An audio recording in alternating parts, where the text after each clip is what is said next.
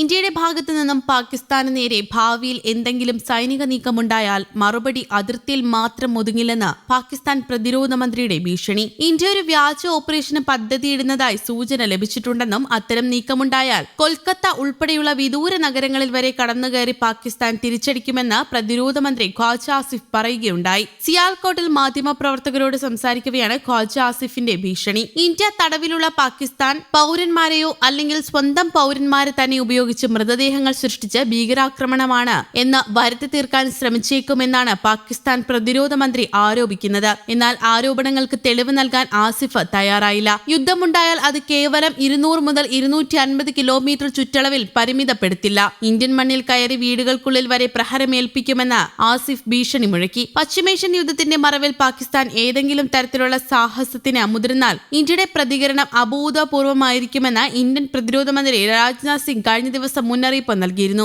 ഇതിന് പിന്നാലെയാണ് ഖ്വാജ ആസിഫിന്റെ പ്രതികരണം. തിരുവനന്തപുരത്ത് ഒരു ചടങ്ങിൽ സംസാരിക്കവെയാണ് രാജ്നാഥ് സിംഗ് പാകിസ്ഥാന് കർശന മുന്നറിയിപ്പ് നൽകിയത്. ഓപ്പറേഷൻ സിന്ദൂർ വഴി വെറും 22 മിനിറ്റിനുള്ളിൽ ഇന്ത്യൻ സൈന്യം പാകിസ്ഥാനെ മുട്ടുകുത്തിച്ചത് അദ്ദേഹം ഓർമ്മിപ്പിച്ചു. ഓപ്പറേഷൻ സിന്ദൂർ ഇതുവരെ അവസാനിച്ചിട്ടില്ലെന്നും അദ്ദേഹം വ്യക്തമാക്കിയിരുന്നു. 2025 ഏപ്രിൽ 22-ന് പഹൽഗാമിൽ ലഷ്കർ ഭീകരർ 25 വിനോദസഞ്ചാരികളെ കൊലപ്പെടുത്തിയതിന് പിന്നാലെയാണ് ഇന്ത്യ ഓപ്പറേഷൻ സിന്ദൂർ ആരംഭിച്ചത്. രാജ്നാഥ് സിംഗിന്റെ പ്രസ്താവനകളെ വിമർശിച്ച ഖ്വാജ ആസിഫ് ഇത്തരം വാക്കുകൾ ഇന്ത്യയുടെ തന്ത്രപരമായ ഉത്കണ്ഠയാണ് വെളിപ്പെടുത്തുന്നത് എന്ന് എക്സിലൂടെ കുറിച്ചു. പഹൽഗാം വാർഷികം അടുക്കുമ്പോൾ ഇത്തരം ഭീഷണികൾ മുഴക്കുന്നത് പതിവാണെന്നും അദ്ദേഹം ആരോപിച്ചു. ആഭ്യന്തരപരമായ ബലഹീനതകൾ മറച്ചുവെക്കാനും രാഷ്ട്രീയ ലാഭത്തിനായി പ്രകോപനം സൃഷ്ടിക്കാനാണ് ഇന്ത്യ ശ്രമിക്കുന്നത് എന്ന് അദ്ദേഹം കുറ്റപ്പെടുത്തി. ഭാവിയിൽ ഉണ്ടാകുന്ന ഏതൊരു നീക്കത്തിനും പാകിസ്ഥാൻ ശക്തമായ മറുപടി നൽകുമെന്നും അദ്ദേഹം പറഞ്ഞു. അടുത്ത തവണ ഞങ്ങളുടെ പ്രതികരണം കൂടുതൽ ശക്തവും നിർണായകവുമായിരിക്കും. ഇതിൽ ആർക്കും അവ്യക്തത വേണ്ട. പാകിസ്ഥാൻ സമാധാനത്തിനും പ്രാദേശിക സ്ഥിരതയ്ക്കും പ്രതിജ്ഞാബദ്ധമാണ്. എന്നാൽ പരമാധികാരം സംരക്ഷിക്കാനുള്ള ഞങ്ങളുടെ നിശ്ചയദാർഢ്യം പൂർണ്ണമാണ്.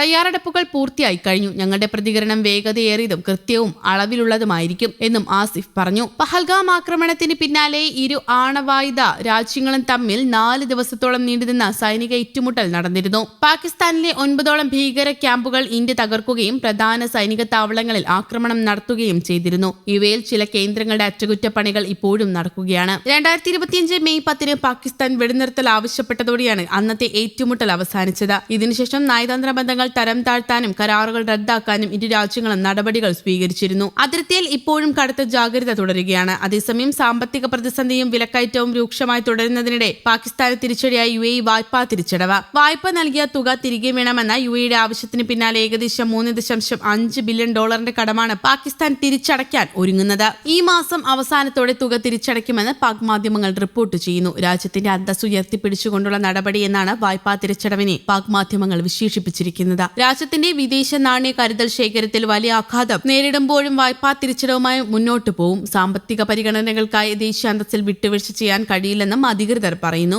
വായ്പാ തിരിച്ചടയ്ക്കുന്നത് രാജ്യത്തെ കരുതൽ ധനത്തെ ബാധിക്കുമെന്നും ഉദ്യോഗസ്ഥർ അടിവരയിടുന്നു. എന്നാൽ ഉഭയകക്ഷി പരിഗണനകളും UAEയുടെ ആവശ്യവും കണക്കിലെടുത്താണ് തീരുമാനം എടുത്തതെന്നും അധികൃതർ ചൂണ്ടിക്കാട്ടി. News desk Kerala Kaumudi.